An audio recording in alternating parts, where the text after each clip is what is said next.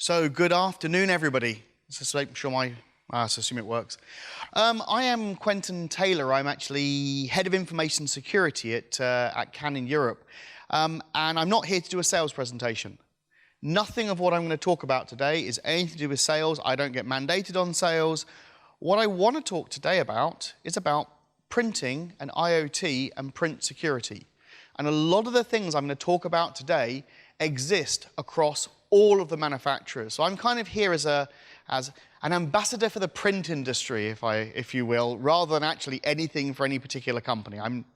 So I want to talk today about IoT and printing, and really I like to call it the unloved elephant in the room because it's the one thing that all of you have got. It's the one bit of office IoT that every single one of you has in your office somewhere. I know we've all talked about paperless. Many, many times people have talked about paperless, and yet we all still have printers sitting in our office, and yet they're all sitting there, and for very good reasons, or very bad reasons, sometimes they're unsecured, and they're not looked after, and they're unloved. But why? And we'll come on to that in a minute. If you've got any questions, just stick your hand up. We can talk about questions at any time. But before we get on to office IoT, if you ask somebody on the street what do they mean by IoT, everyone seems to think that it's a brand new term, because we like to, that's humans, we like to say, oh, IoT's new. And we've got things from the smart cars, to the smart assistants, to smart heating and smart TVs. And these all come with security concerns and security issues. The smart assistants at the moment are having some issues at the moment where actually Amazon, for example, and Google are having some issues where people are talking about that it starts to record. So if I say, OK, Google, not a single person's phone bleep. That's really annoying. You should have started recording my thing. In testing in the office, in the Canon office, I managed to get 5 people's phones suddenly bleeping. Smart assistants, really, really good. If you're ever on a conference call, top tip, if you're bored on a conference call and someone goes to the toilet and everyone's working from home, start just going, Echo, Amazon, OK computer. These are all the wake words for Amazon. And see if you can make an order before they get back. And if you can't make an order because they've been sensible and turned off ordering, just set an alarm for like 2, 3 o'clock in the morning, because I'm childish. Yes, I did that on a conference call. It was very, very, very funny. Although, really annoyingly, one of my colleagues on the conference call told the operations manager that that's what I'd done to his thing via direct message about 10 minutes afterwards, and he complained to me, and so that's just being very puerile. But anyway, so this is what people start to think about. People think about the smart TVs, and they think about the security issues, and we even had it the other day where Samsung actually announced that you should probably virus scan your smart TVs. I'm not entirely sure that that tweet or that bit of advice was met with, well, a lot of people actually said maybe you should just build them so they don't need virus scanning. But what we're getting here is these things are just becoming data gathering devices. And what's very interesting about these, and I'm going to contrast these with office IoT, is with all of the devices here, you don't actually own these devices, really. Yeah, sure. You own the piece of plastic and the piece of glass. You own the piece of plastic and the power cable. But you don't actually own the data. And that's the reason why they're so cheap. I mean, I bought an Amazon one, and now they're giving them away for free. The smart TV prices are going down. So they're offsetting the costs of these devices alongside the data they can get. That's the reason why smart TVs are so cheap these days, is because they can sell the data legitimately. You signed up to all those EULAs, which you did read before you clicked I accept to make your smart TV work. And so basically, they're offsetting the costs of all of these devices. But it's different when you move into the corporate environment, because IoT in really is nothing new. It's been in the office for absolutely years and years and years and years. But we just didn't call it IoT. And some dumb devices, in inverted commas, are becoming smart. So let's look at a bit of IoT in the office. So projectors or beamers or whatever, what do you call them here in Singapore? Projectors? Projectors, okay. Sorry, I often call them beamers because I lived in Holland for like 10 years and they always called them beamers over there.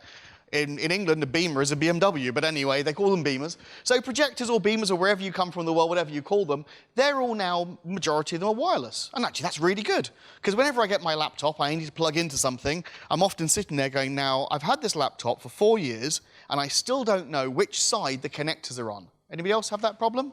Where you just sit there randomly just going, where is it?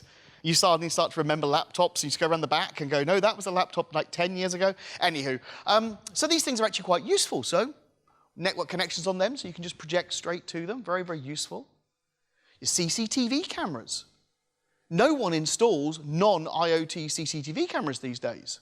And in actual fact, security issues abound with CCTV cameras. The Mirai botnet, Mirai 2, and everything else depended upon the CCTV cameras, because with these, you've got the perfect combination of IoT that's sitting high up on the side of a building that no one even cares that it exists up there, with large amounts of bandwidth. Because if you're streaming 4K or even on some of the modern, or the real absolute bleeding edge CCTV cameras, sometimes even maybe even 8K, you've got to have insane amounts of bandwidth going to these things. You've got video conferencing systems that are sitting out there. And these are often just totally ignored. I'm old enough to remember when they were only really ISDN, and now obviously they're not. And of course, you've got printers, and I'm going to come on to those in a minute. But what's interesting about all of these things here is everyone here, I'm presuming, has heard of shadow brokers. The group of people who allegedly tried to sell a large number of NSA exploits. Now, what's interesting, what links shadow brokers to this is, so shadow brokers are the people who released the Eternal Blue exploit, the NSA exploit that was behind WannaCry and NotPetya, that did a lot of the heavy lifting in both of those two malware outbreaks, and Bad Rabbit as well. But if you remember, there's something else that what are they called? Shadow brokers people released. In their first ever release, they released a manifest, a shipping manifest. Because their initial thing was that you could actually buy a subscription to their service, and if you did, they apparently would give you all these NSA exploits and bleed them out to you a few a month. Now, I read that shipping manifest. This was just a list of all the wares that they claimed to have, like a catalogue, if you will. And what was very interesting is projectors, CCTV, and video conferencing were all in their manifest. And why? Why does the NSA care about hacking these devices? Printers weren't, actually. I was really, really surprised. I thought they'd been in there. That was a bit annoying they weren't in there. They must have a list of printers. Must have been on another page. But why did they do it? Well, they had a whole section, a whole directory and all the different video conferencing equipment. And why do they care about VC equipment? Well, because VC equipment tends to be not run by IT, tends to sit there in a meeting room. By its very definition, it has a high-definition camera or some kind of camera. It also has some kind of audio, and it's connectable to the outside world, because, of course, your video conferencing system, you don't want to be running on an intranet. No, you have to be able to reach out over the net, so what better way of bugging systems than the video conferencing systems? But I digress, because I want to talk to you about printers. Because you might not have, well, you probably have CCTV, but you may not have some of these things. But I guarantee you've got printers in your office. And there's a problem with printers. And one of the problems with printers is a lot of people just don't know of the threats or the opportunities that these things can bring, because they're not perceived as being cool. Print vendors on occasion don't take CIs out to lunch, and they tend to, a lot of times printers sit not under IT, but they sit under facilities. I mean, quick show of hands here. Whose corporate printers sit under facilities and not IT? Oh, nobody. Brilliant. I love this audience. You're all good people. You can all stay. We like this. And because they've been in there for such a long time, and the feature sets have been changing over the time, people just don't understand the kind of things that they can now do. I mean, let's just look at this and talk about, are printers really IT equipment? Well, with a printer, you can scan to email. So great if you want to exfiltrate data out of a building. I'm fairly sure from when we saw your presentation about reading people's body language, I'm fairly sure you probably have used a printer to email documents out. It's a very quick way, so you don't get caught by physical security. You can scan out to file shares. You can scan out to cloud. You can get documents from various cloud services. Of course, then also, they are keeping all the credentials, if they're configured to do so, to these cloud services so that you can log on to them. Obviously, they'll integrate with Active Directory, so they're fully logged on to Active Directory, so that if you can compromise a printer, potentially you can get an endpoint that's got a full list of all the AD objects. And you can also connect mobile phones and dedicated mobile apps in, and they'll have Bluetooth, and they'll have Wi-Fi. and they'll have network connections, and they'll probably have a modem in there if they're actually doing faxes. And I'm sure, and this didn't affect ours, but I'm sure you all saw at DEF CON last year with HP and Faxploit. Faxploit was really, really interesting, and hats off to the Checkpoint people for doing some superb research where they worked out some of the newer extensions to the fax protocol for color fax machines would allow you to actually compromise the printer itself and actually jump from the phone line straight through onto the Ethernet network. Now, that's a scary, scary, scary proposition, that if you've got some of these things sitting on your network and you don't have a guarantee that you've got a modem sitting directly connected to your Ethernet network, well, that would concern me if I wasn't actually monitoring the security of it. Oh, they can also print as well. And a lot of people start to think about, if you print something out and therefore it becomes a physical data breach, is that actually the responsibility of the CISO? I mean, for example, in your organizations, if there was a printed material data breach, would you consider that to be under your responsibility, or would you say, no, that's facilities or that's physical security? Where would you say that would sit? You're a very talkative crowd. I like this. It's information. And there's a point here, which is, like it or lump it, the CISO is Chief Information Security Officer, not Chief Information Technology Security Officer or anything else but. So we have to kind of take these things seriously and have to start looking at this. And a long, long, long time ago, we used to have servers under desks. And it's funny, actually, because there's a yes, there's a bit of an anecdote that I have. I don't know, was anybody else in the room with Dave Lewis from Cisco, from Duosec yesterday? He was talking about data breaches where they found a router under a desk, and or under a floorboard. And I was talking to him afterwards about, I had a similar one where we found a server under a desk, and I powered it off because it was having some problems, and then discovered that actually it was a printing server, and managed to jam up about 200 trucks in southern Holland. But a printer is just that. It's a server that isn't stored in the server room. It's got all of these things. It may even have multiple amounts of file storage. It may even have RAID sitting in there. It's got all of these things. It's got an operating system. The operating systems on most printers, in fact, almost every single printer that's sitting out there today, is an operating system out there that you will know. It'll be one of two on the newer stuff, and I guarantee you'll know both operating systems. You can guess which two they are.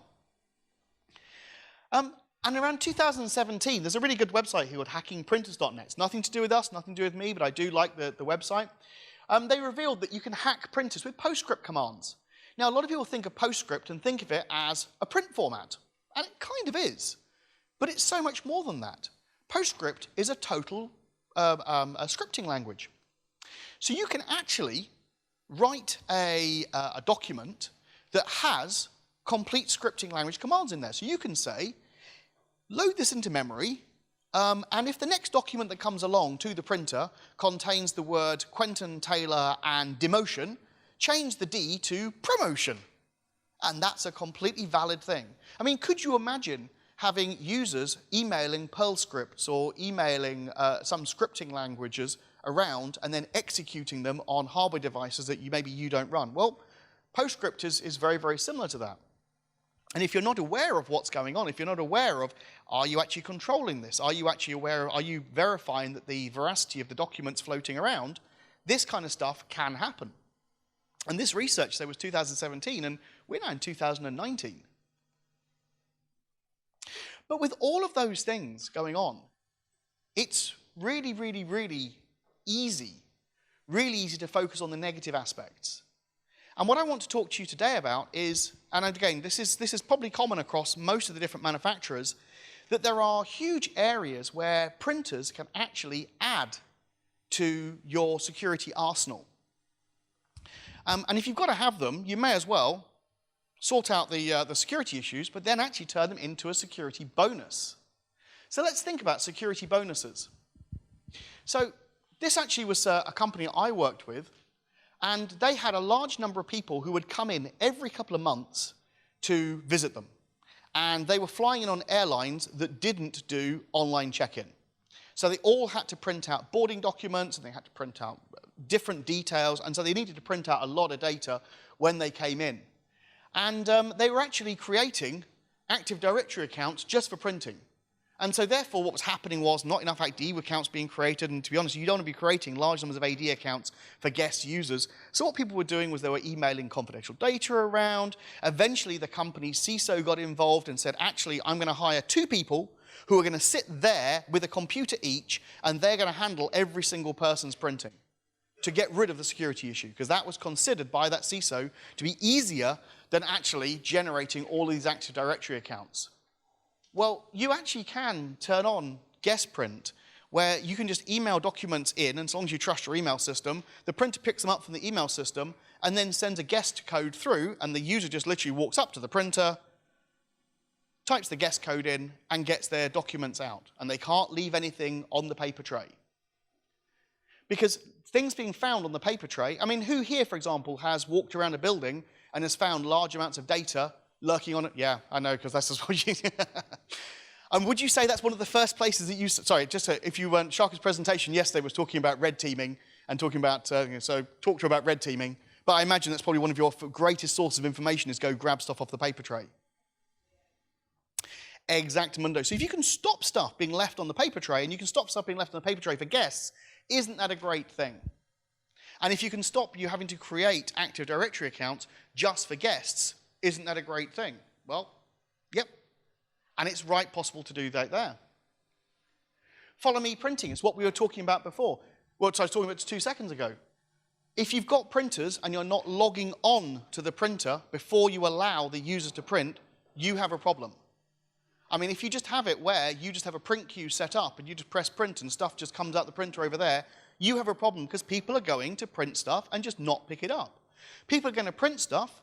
Printers do jam. Printers do run out of paper. Printers do run out of toner or whatever else. They're going to pick up half of their job, and then someone's going to come along, fix the printer, because no one ever bothers fixing a printer, but again, someone's going to fix the printer, and suddenly the rest of that print job's going to come out. Or worse than that, actually what happened in several UK councils is where 2 people send some very confidential print jobs, and someone picks up half the print job, and the other person picks up the other half of the print job, and they accidentally mix the print jobs up and send them to 2 different customers. And under European legislation, under GDPR, depending on what data was sent, that there is actually can be a significant data breach. So logging on to printers is a really it's your security 101. There's another one I'm coming to in hardening in a minute, but if you're doing your hardening, you want to be logging on to printers. You want to be logging on either with Active Directory or with some kind of RFID card or something else. And before I get on to the RFID card bit, just be aware of how your RFID cards are working. Anybody here familiar? Has anyone played with a Proxmark or anyone played around with... It's the usual suspects. Okay, so Proxmarks are you can grab on eBay. They just allow you to play around with RFID commands and play around with RFID cards. And often what we see with printers is when companies go in and they implement Follow Me Printing with the badge-enabled printing for the first time and they don't do it properly, they base the RFID or they base the security on the ID number of the card. Now, if all you're doing is basing the security on the ID number of the card, I can read and write My Fair Classic cards with my phone if I've got the right kind of writable magic card. So suddenly it means that I can pretend to be other people and I can break your security. So if you're going to do Follow Me Printing, and please do Follow Me Printing, and there's many ways you can do it, just make sure that if you're doing it with RFID in any way, shape or form, that you do make sure you test it and make sure it's being implemented in the correct way.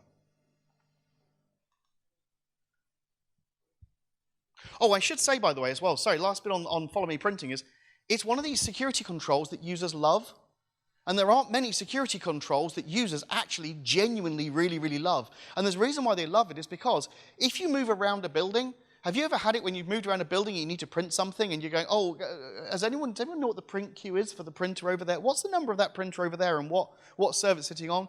Well, with Follow Me Printing, with any of the manufacturers, you just literally just press print and then you just log on. And when you log on, your print jobs come to that particular printer. So users love it and your service desks love it because they don't have to reconfigure print queues when users decide to move around the building. Hardening printers. So everyone here, or you may be familiar with a website called Shodan HQ. Basically just yeah, okay, I'm not going to go into too much detail. So Showdown, if you have a quick look on Showdown for port 9100, 9100 is the IPP, Internet Printing Protocol. Hey, it's got Internet and Printing Protocol. So you should have your Internet Printing Protocol should be on the Internet. If you want your printers to be on the Internet and you want people to be able to print your printers, yes, you can put them on the Internet. I did a search a couple of weeks ago and I found over 250,000 printers sitting on the Internet. Now, remember what I said about this bit, about being able to hack printers via PostScript commands? Well, if you're putting your printers on the Internet, you've got to imagine, and you've got a PostScript interpreter, because a lot of those printers, I'll be really honest with you, of the 250,000 are going to be home printers, and they won't have a full-blown PostScript interpreter. So let's be really clear here. I'm not saying there's 250,000 vulnerable machines. But if you are putting your prints on the Internet, you've got to understand that the very best that can happen to putting printers on the Internet is that someone's going to print to it, and I'll come on to that in a second. But the very worst that can happen is that someone can actually send a malicious print job, potentially, and cause you serious problems. I'm not just talking about someone just printing pages and pages and pages of black like people used to do on the fax machines of old. I mean, people could actually potentially, on some other manufactured model of printer, they can actually overwrite chips, they can cause printers going to permanent reboot loops, they can overwrite the firmware. There's a whole load of little things that can be done. But things like following a hardening guide is a really, really great example of just getting in there and just saying, why do I have that turned on? Why do I have that? Because a printer is meant to be all things to all men to all companies. And all manufacturers' printers are like this. In default configuration, they will come up with an awful lot of ports, a lot of protocols, a lot of stuff. And if you don't need it to be there, why on earth would you leave it to be there?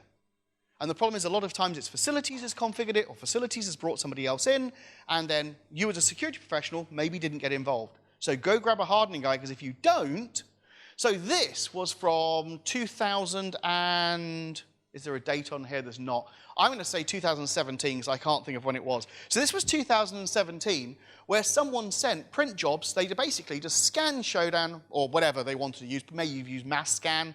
And literally, they'd connected to everything that was sitting on port 9100 and sent this lovely picture through. So from Stack Overflow online at tutor.io, I hacked your printer. Basically, this person was just trying to tell people, please, don't connect printers to the Internet. And you might notice something unusual, that this, you look at the bit of paper here, that isn't A4. No, that's a receipt printer that was connected to the Internet. A receipt printer connected to the Internet. So you'd have thought that after this person sent this lovely warning, nice friendly warning, even with a MechWarrior reference, which I just liked. The MechWarrior reference is part of my childhood. You'd have thought people wouldn't have done it anymore. People would have turned it off. Well, actually, just fast forward through to the end of 2018, where someone by the name of Hacker Giraffe, who I suspect is English based upon his language, actually put a thing up. There was something about T-Series and PewDiePie, what they call two YouTubers who were having some kind of battle to see who could get to #1 in terms of wherever it was. And he was just, or he or she, to be honest, was sending around huge amounts of prints saying, please subscribe to PewDiePie, that was it, and unsubscribe from T-Series. And this person did it 3 or 4 times. And literally, people were saying, all these printers have been hacked. And it's like, no, they haven't. These are just printers that are sitting there on the Internet. All the person did was connect to port 9100 and just send it a print job. And the printer accepted the print job and printed it. And you'll be surprised at how many corporates suddenly went, my God, my printers are on the Internet. I remember these are the printers that handle everything from people printing their pay slips to printing salary letters to printing sensitive data. And there's that PostScript thing I talked about. And yet people are still in 2019 sitting printers on the Internet, and maybe you're not aware of it. Of those 200,000 people who have got the printers that are sitting on the Internet, I don't think a large percentage of them meant to be on the Internet. So, what's my call to action here? If you recognize there's a risk here, you need to take action. And what you need to do when you're taking action, well, the first thing is actually say, well, how are mine configured? I mean, does everybody here, do you do like a regular scan through your corporate network just to see what on earth has suddenly appeared on the inside? Yeah? Does everyone do that? I do, because it's fun. Someone at the back does. We like people at the back do these things. Because one day, actually, about 2 years ago, I even found the system that this gentleman down here is using to control all of this lot. And then, much to my amusement, I discovered that I could actually make the screens in the boardroom go up and down and the curtains in the boardroom close, and I could do it from a different building. And I was playing with it, and then someone said, could you stop doing this, please? Because people don't ask. Your internal facility people won't ask. People will go and plug their IoT coffee machine in. They will plug things in, and they have been plugging printers and various other things into your corporate networks for years, and you need to be aware of them. Because they can be a risk, and as I've said as well, they can also be an advantage, but you've got to recognize that you've got this issue. And so what can you actually do? Well, the first thing is actually assess them. I mean, I'm sure all of you have got test networks or test labs, or you can just plug one into the corporate LAN next to your PC and just port scan it and just have a look. I mean, if you're going to run printers, just ask the manufacturer or whoever's installing your print network to say, I'm just going to scan it when it comes in. And if your print manufacturer or company installing the network says, oh, I don't want you to do that, well, maybe you want a different one. Because they should turn around and say, please go ahead. We've followed this hardening guide. This is how we've actually set this up. And look at the applications that are running on the whole print network and start working out what is it, what do they do, how are they actually sending data around, and what's the security model? How do they fail?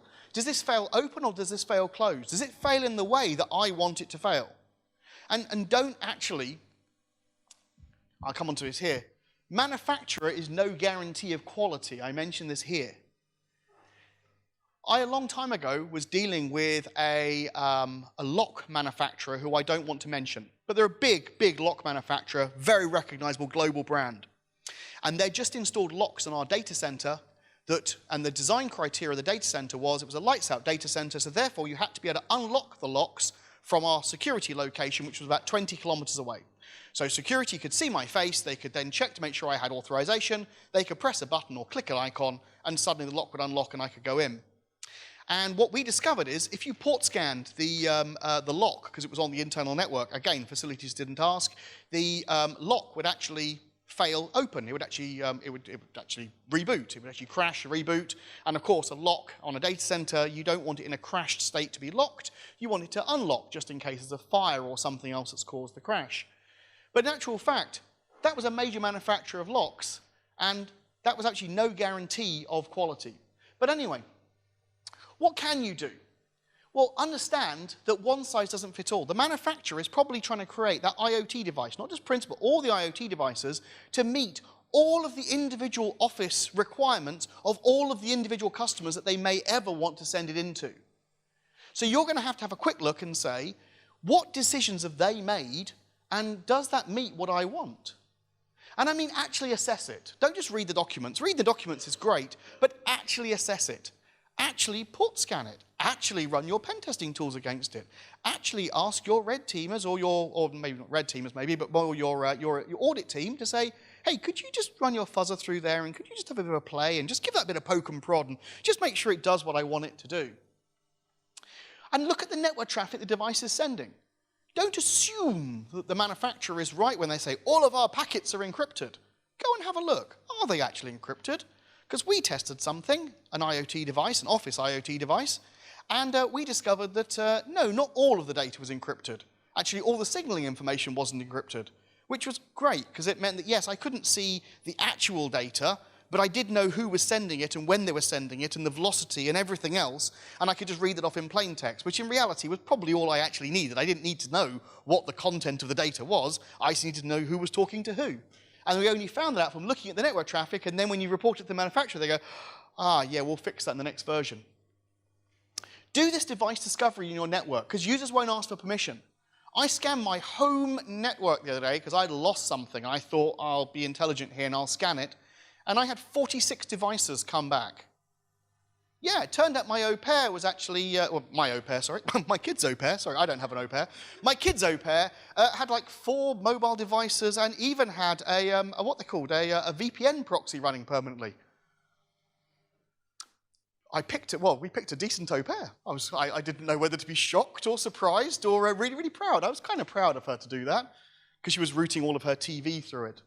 I asked her if she just wanted to move it into the pseudo server room and not run it in the bedroom. We don't run under the desk servers at home in my house either. And also just work out which of your devices have got business critical data.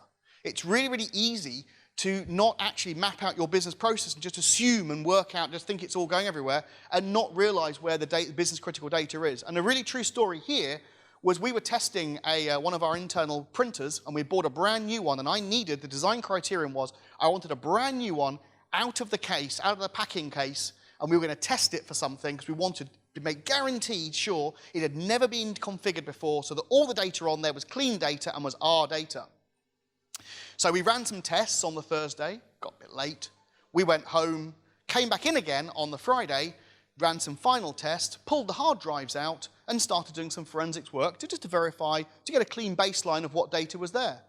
And then we found a whole load of HR data, and we panicked, because we were sitting there going, no. This came clean out of our supply chain. There's no way that HR data can be on there.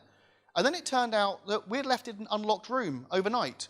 And someone from HR had been wandering along and had decided to beat their print quotas because they'd found a printer that wasn't locked, that was just not configured, and they just photocopied a load of people's CVs and stuff. And of course, when we ran the test the next morning, we found it.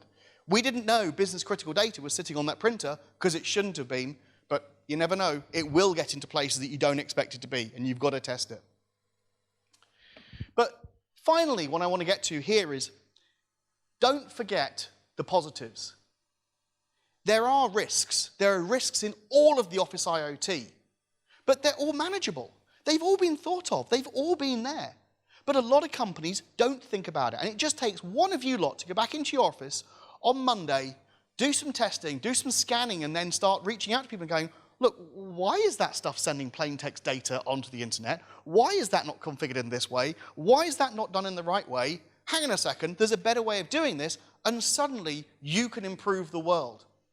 There are resources there. There are hardening guides. There are documents to explain these are the possibilities that you've got. And really, really small differences, just getting to make sure that you understand where your data is and making sure that people are logging onto the printers suddenly can change everything that's going on. So I want to leave it with this, which is the future's in your hands. And I was at a conference and someone said, you represent a manufacturer, so why don't you just do this by default? And I said, oh, that's great, yes. Well, you represent consumers.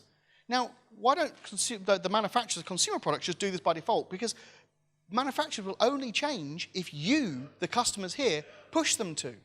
So please, get angry. Start pushing and start saying, I want security here, I want security by default, and I want these things in.